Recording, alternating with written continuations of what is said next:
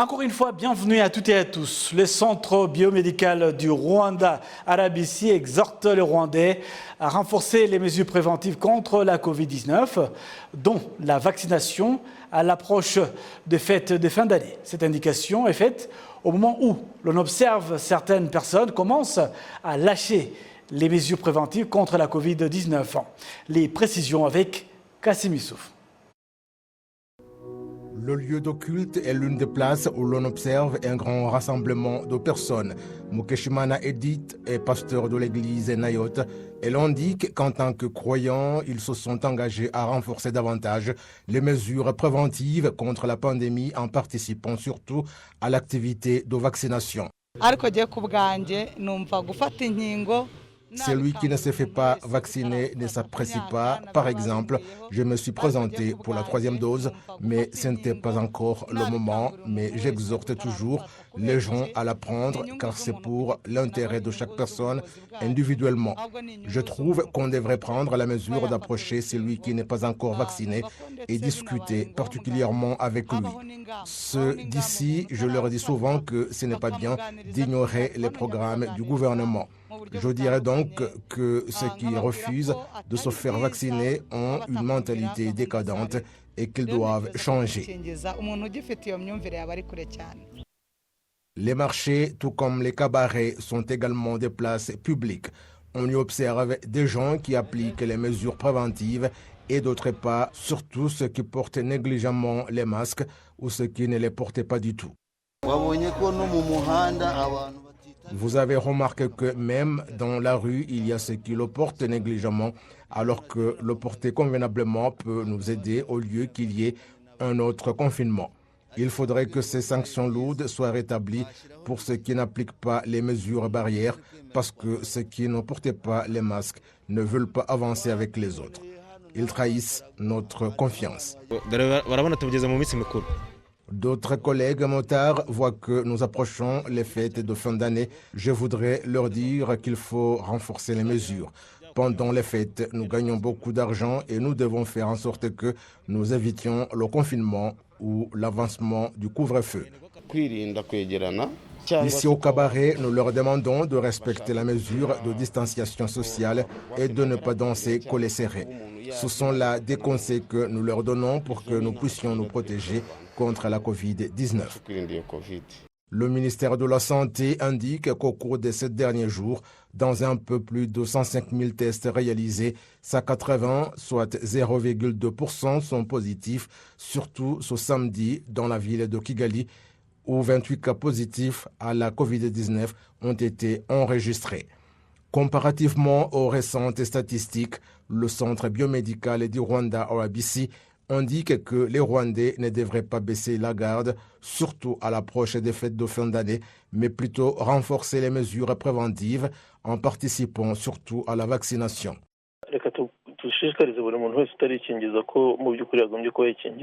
Nous invitons toute personne qui n'est pas encore vaccinée à le faire.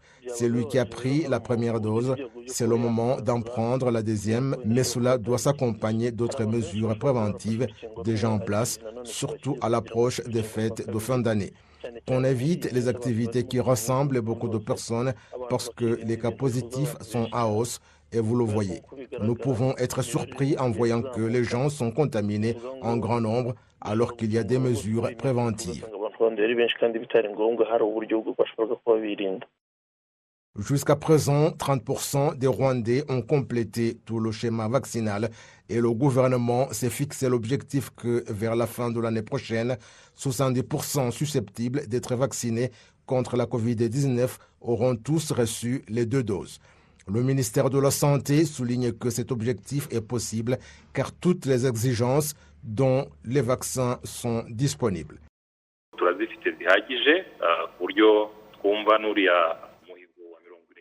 Nous avons assez de vaccins et l'objectif de 70% sera atteint avant décembre 2022 car le personnel et d'autres exigences sont disponibles et la participation des citoyens à la vaccination est là.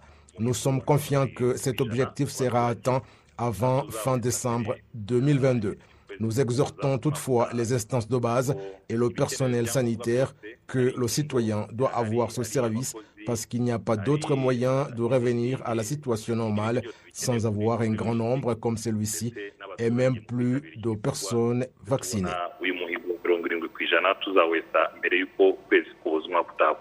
Jusqu'à ce dimanche, au Rwanda, environ 4 123 000 personnes ont déjà complété tout le schéma vaccinal contre la COVID-19, alors qu'un peu plus de 6 800 000 ont déjà pris la première dose. Les responsables du ministère de la Jeunesse et de la Culture ont exhorté les jeunes à conserver les valeurs culturelles rwandaises et à apprendre à utiliser la technologie pour le développement du pays. L'appel a été lancé au camp de solidarité de Nkuba, en district de Burera, où plus de 550 jeunes ont commencé leur formation civique. Amandine Ndikumasabo nous fait le point.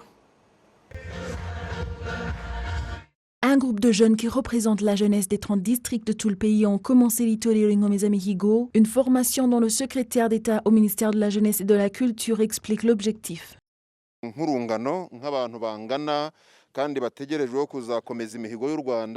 En tant que jeunes patriotes, il était nécessaire qu'ils se rassemblent ici pour être formés afin qu'ils puissent plus tard servir le pays avec à cœur l'esprit d'atteindre les objectifs que le pays s'est fixés en utilisant le genre de valeurs que nos ancêtres nous ont laissés comme héritage.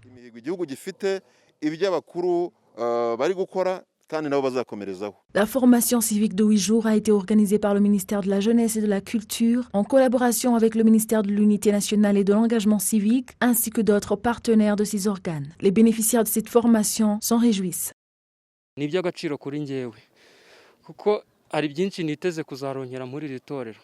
C'est très important pour moi. À la fin de cette formation, j'aurai acquis les valeurs d'un leader rwandais et les qualités d'un bon coordinateur des activités de la jeunesse. C'est une bonne initiative du gouvernement car c'est pour nous une opportunité de mettre un accent sur les valeurs rwandaises et de les adopter dans notre quotidien. Le secrétaire d'État au ministère de la Jeunesse et de la Culture, l'honorable Bamoriki Edouard, avec les autorités du ministère de l'Unité nationale et de l'engagement civique et les responsables de la province du Nord, exhorte la jeunesse d'être toujours caractérisée par les valeurs patriotiques et d'utiliser la technologie pour contribuer au développement du pays. En toute honnêteté, les jeunes d'aujourd'hui disposent de nombreux outils que les générations précédentes n'avaient pas. Prenons l'exemple de la technologie. C'est certainement un outil qui peut les aider avec les aspirations de développement du Rwanda. Pour ceux qui l'utilisent pour déformer l'histoire du pays et insulter la nation, certainement notre peuple ne devrait pas simplement rester les bras croisés. Alors que ces autres utilisent la technologie de manière destructive, nous devrions l'utiliser de manière constructive pour aider notre pays à se développer dans tous les aspects, mais surtout économiquement. Depuis le début de la formation civique pour les jeunes en 2014, près de 118 000 l'ont terminé avec succès. De telles formations sont très importantes pour l'avenir du pays si l'on considère que 75,8% de la population rwandaise a moins de 35 ans. La Société nationale des productions, des transports et des distributions d'énergie électrique, REG, en sigle en anglais, Rwanda Energy Group, affirme que le programme des distributions d'électricité sur l'ensemble du territoire national a atteint 67,1% et que d'ici le début de l'année prochaine, tous les ménages de Kigali seront raccordés aux installations de la société. Dans plusieurs parties de la ville de Kigali ainsi que certaines régions du pays connectées au réseau électrique, de nouveaux poteaux électriques ont été installés. Certains foyers ont déjà été connectés tandis que d'autres ménages attendent d'être connectés. Pour ceux qui ont déjà accédé à l'électricité, c'est une bonne nouvelle. Selon la direction du REG, Rwanda Energy Group, la société nationale de production, de transport et de distribution d'énergie électrique, il y a actuellement 1 810 563 ménages dans le pays qui sont connectés, soit 67,1% de tous les foyers. Dans la ville de Kigali, le district de Gasabo compte 12% des ménages sans électricité. Les districts de Nyarugenge comptent 5% des ménages sans électricité et le district de Kichukiro compte 2% des ménages sans électricité. Un échantillon représentatif des résidents qui ont déjà des poteaux électriques dans leur quartier mais qui ne sont pas raccordés au REG indique qu'il est difficile d'obtenir des compteurs d'électricité. Nous attendions l'électricité, mais ils ne nous ont pas branchés. D'autres personnes ont reçu du courant, mais ce n'est pas le cas pour nous. Cela fait 2 semaines que nous attendons. Nous avons déposé nos dossiers, mais nous attendons toujours. Nzaisenga Théoneste, en charge du programme d'accès à l'électricité chez REG, a déclaré que les districts de Nyarugenge et Kichukiro seront couverts d'ici la fin de cette année, tandis que le district de Gasabo aura une couverture complète d'ici le début de l'année prochaine. Nous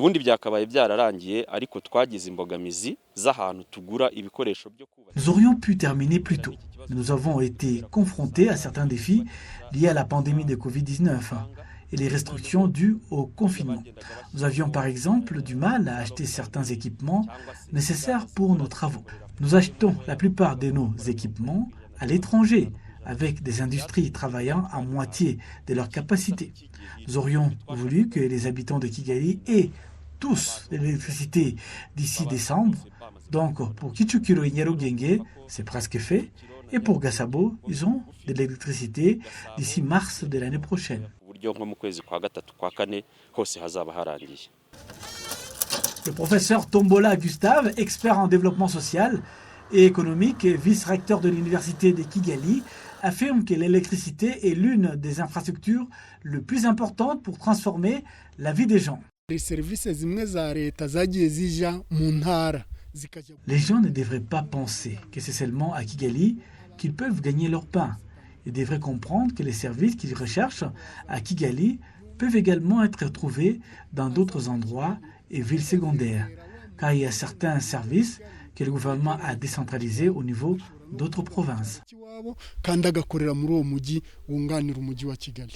Selon un rapport de la Banque mondiale, le Rwanda est l'un des 20 pays d'Afrique qui accélère la distribution d'électricité, étant donné qu'en 2010, la proportion des personnes ayant accès à l'électricité était de seulement 10%. Le pays a besoin d'1,5 milliard de dollars américains pour atteindre cet objectif en distribuant de l'électricité à tous les foyers d'ici à 2024. Cette semaine, la télévision rwandaise a accordé un entretien au docteur Richard Mihigo, qui est en charge des vaccins et de la vaccination au bureau régional de l'OMS pour l'Afrique. C'était dans le journal de jeudi. 2 sujets brûlants ont été évoqués avec lui, la pandémie de Covid-19 et la recrudescence de la malaria. À la première question que je lui ai posée en rapport avec la dangerosité du nouveau variant sud-africain Omicron et de la panique que cela a suscité à travers le monde, voici sa réponse. Merci beaucoup pour cette question. Avoir peur, certainement pas, mais être vigilant, certainement. Nous venons de passer 2 années assez difficiles avec cette pandémie qui a fait autour de 225 000 morts en Afrique et environ 8,8 millions de cas au niveau du continent africain. Nous avons accumulé un certain nombre de connaissances et d'expériences pour la lutte contre la Covid.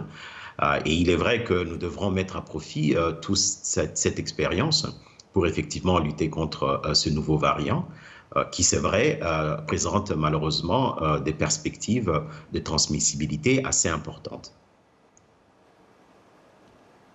Oui, où en est la vaccination en Afrique, vous qui êtes en charge de la vaccination au sein de l'OMS? La vaccination en Afrique a connu quelques ratés au début. Nous avons, comme vous le savez, commencé les toutes premières vaccinations au niveau de la région africaine au début du mois de février-mars 2021. Malheureusement, cette campagne massive de vaccination a connu assez de problèmes au début, avec une insuffisance, une carence de vaccins au tout début. Nous avons vu des pays qui s'étaient accaparés, surtout les pays développés, la plupart des vaccins qui étaient disponibles sur le marché. L'initiative COVAX, qui a été lancée par l'OMS et Gavi, s'est carrément mis à l'arrêt et les choses ont redémarré vers le mois d'août avec les donations qui sont passées à travers COVAX. Alors aujourd'hui, les choses sont plutôt sur la bonne voie.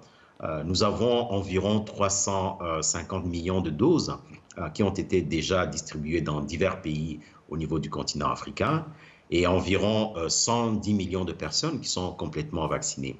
Mais ça reste encore très peu parce que ceci ne représente que malheureusement 8% de la population complètement vaccinée en Afrique. Vous faites certainement face à de nombreux défis, notamment la résistance de certaines populations face au vaccin. Que faites-vous pour encourager justement ces populations à adhérer à ce programme? Il est vrai qu'on a vu énormément de problèmes avec cette pandémie, beaucoup de misinformations, les rumeurs qui ont été propagées au niveau des réseaux sociaux. Il est vrai également qu'au tout début, les prévisions par rapport à la propagation de cette maladie étaient assez catastrophiques. Mais Dieu merci, nous n'avons pas pu voir à se réaliser ces différentes prévisions. Ce qui a laissé un peu une certaine partie de la population assez sceptique par rapport d'abord à la réalité de la maladie elle-même et surtout à la dangerosité de cette pandémie. Mais aujourd'hui, nous avons lancé des programmes importants de sensibilisation, de mobilisation des communautés. Nous travaillons avec les communautés, nous travaillons avec les États membres. Je voudrais ici saluer le travail énorme que le Rwanda fournit en ce qui concerne la vaccination. Nous espérons que le fruit de ces différents travaux que nous sommes en train de faire avec les pays va faire en sorte à ce que nous puissions voir la plupart des pays suivre un peu, d'une manière, l'exemple du Rwanda et accélérer le processus de vaccination. Oui, cela nous permet donc de passer. Donc la Covid-19 a totalement éclipsé un autre danger beaucoup plus mortel pour l'Afrique. C'est selon les derniers rapports de l'OMS sur le paludisme dans le monde. Il y a eu environ 241 millions de cas de paludisme et 627 000 décès dus à cette maladie dans le monde en 2020. Une augmentation significative. Quelles en sont les raisons? Je vous remercie d'aborder ce sujet, effectivement, parce que pour le moment, tous les projecteurs sont braqués sur la lutte contre la Covid et on ignore un peu les autres grands problèmes de santé publique que nous traversons dans ce continent. Le paludisme, malheureusement, reste une des causes majeures de mortalité, de morbidité en Afrique. Ça reste la première cause de mortalité, surtout chez les jeunes enfants. Et la cause et les causes sont multiples, en fait. En l'an 2000 en particulier, la Covid a exacerbé les perturbations en ce qui concerne la prise en charge de paludisme dans beaucoup de pays, les diagnostics, le produit de dépistage, les produits de prévention des moustiquaires imprégnés, tout ça ont connu des retards de distribution ou de mise à jour à travers la plupart des pays. Ce qui a exacerbé un peu la mortalité que nous avons connue, qui a augmenté malheureusement par rapport à l'année 2019.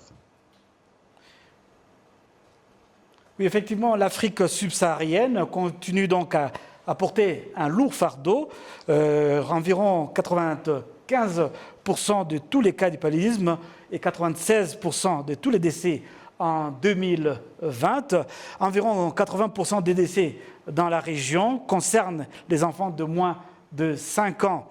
Malgré de nombreuses stratégies prises, ce nombre continue à grimper. Que faut-il faire? Nous avons actuellement des outils nouveaux pour lutter contre le paludisme.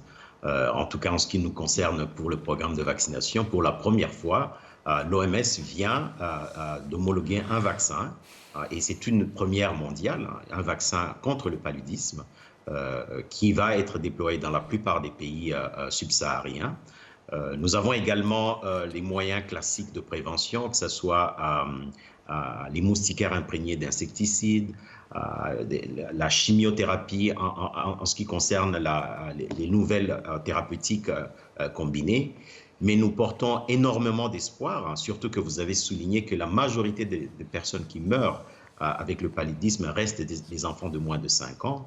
Avec le nouveau vaccin qui vient d'être mis sur le marché, nous espérons que ceci va apporter une intervention additionnelle dans cet arsenal des outils dont nous disposons pour la lutte contre le paludisme dans la région africaine.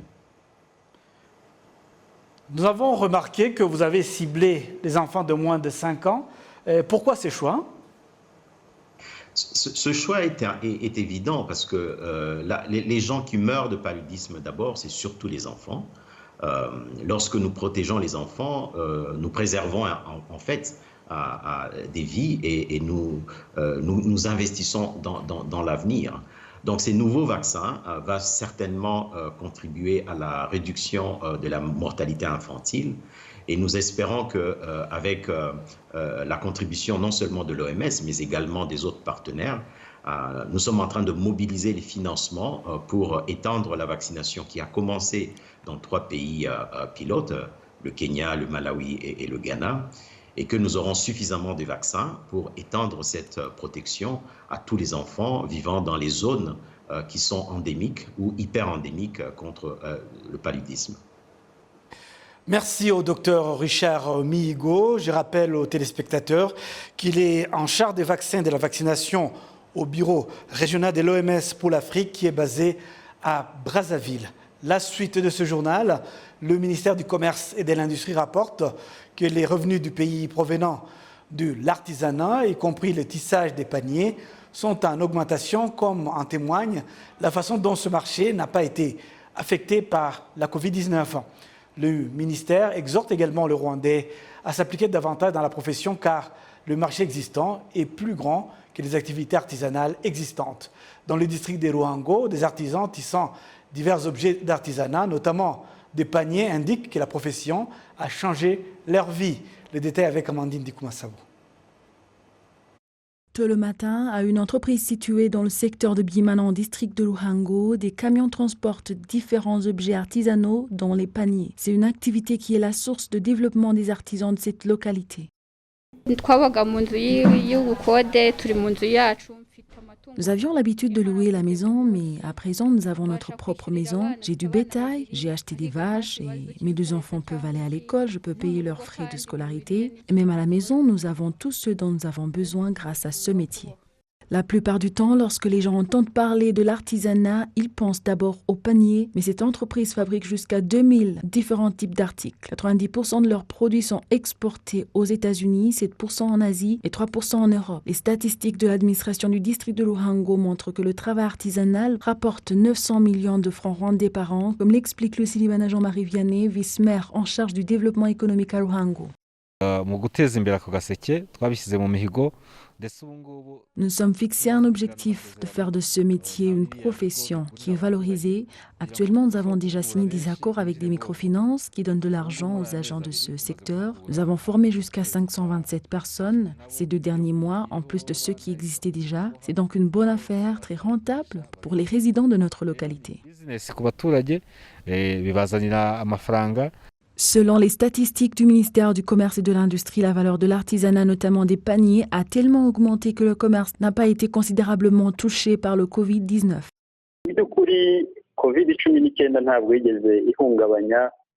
À vrai dire, la pandémie n'a pas beaucoup affecté les revenus provenant de l'artisanat. Le marché, pour la plupart des produits de ce secteur est grand. Ce sont plutôt les produits qui sont peu nombreux. Il y a des marchés dans de nombreux pays d'Europe et d'Amérique. Les statistiques du ministère du Commerce et de l'Industrie montrent qu'en 2018, les exportations d'artisanat étaient évaluées à 767 millions de francs rwandais, tandis qu'au cours des 10 derniers mois, depuis janvier de cette année, elles s'évaluaient à 7,119 milliards de francs rwandais.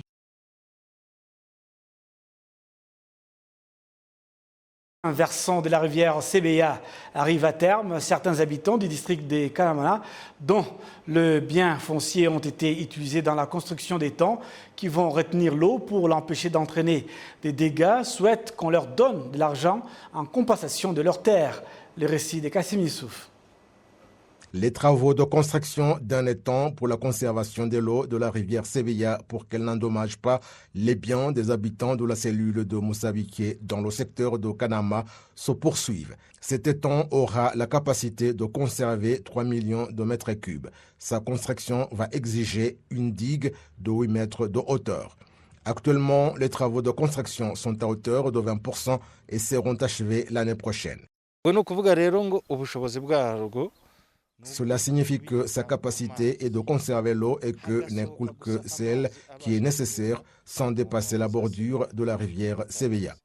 L'étang en construction s'ajoute à 2 autres barrages dont les travaux sont achevés, dont celui construit dans la cellule de Mahoko sur les côtes de la rivière Sebeya. Les habitants sont rassurés que cette rivière ne causera plus d'inondations. Nous sommes rassurés parce qu'elle ne déborde pas vers nos maisons. Ils ont essayé de construire au bord de la rivière Sebeya. Elle ne coule pas beaucoup vers les maisons.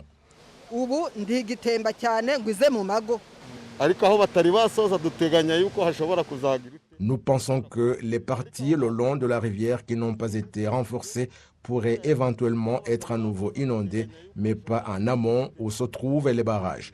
Les pluies récentes ont prouvé qu'elles retenaient les eaux de crue, pas comme avant.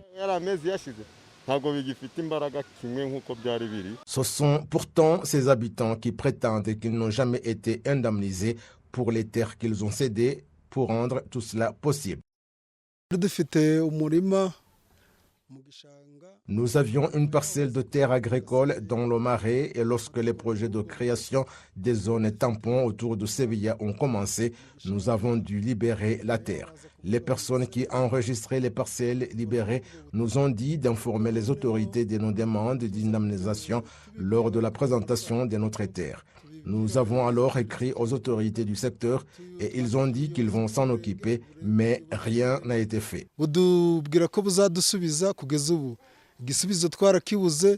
Le responsable du projet affirme que toutes les personnes possédant les documents appropriés pour leurs parcelles ont été indemnisées et que certains cas sont litigieux.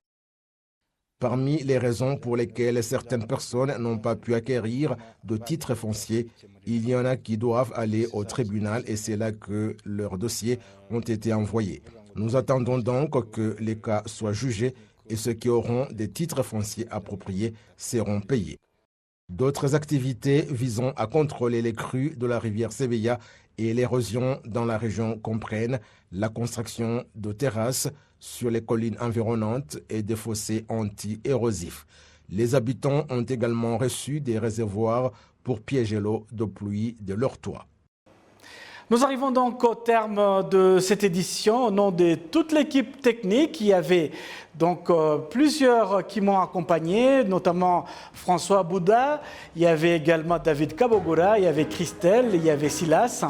Il y avait également Janvier Karangwa Murenzi, il y avait sans oublier Béa et Théo à la technique. Au nom de toute cette belle équipe, je vous souhaite de passer une excellente suite de programmes sur la télévision rwandaise.